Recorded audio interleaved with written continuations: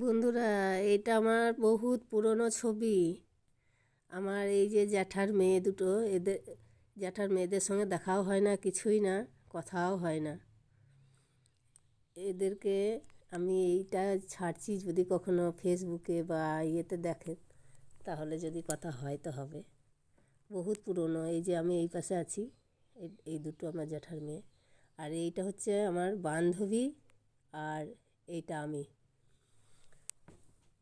এটাও আমি, আমার কর্তা আর আমার এক ছেলে।